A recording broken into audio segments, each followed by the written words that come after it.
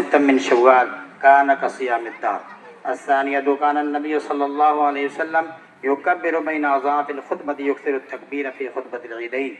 الله أكبر الله أكبر لا إله إلا الله والله أكبر والله أكبر ولله الحمد. أعوذ بالله من الشيطان الرجيم. قد أفلح من تزكى وذكر اسم ربه فصلى. حين شاع الكفر في البلدان صلى الله عليه وعلى آله وأصحابه ما لمع القمران وتعاقب الملوان. الله أكبر الله أكبر لا إله إلا الله والله أكبر الله أكبر ولله الحمد.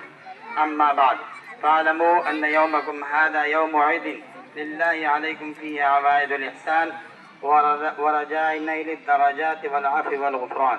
الله أكبر الله أكبر لا إله إلا الله والله أكبر الله أكبر ولله الحمد.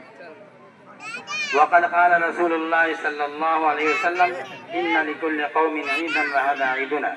الله أكبر الله أكبر لا إله إلا الله والله أكبر الله أكبر ولله الحمد.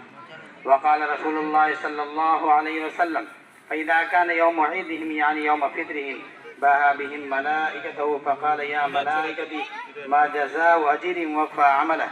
قالوا ربنا جزاؤه أن يوفى أجره. قال ملائكتي عبيدي وإمائي قضوا فريضتي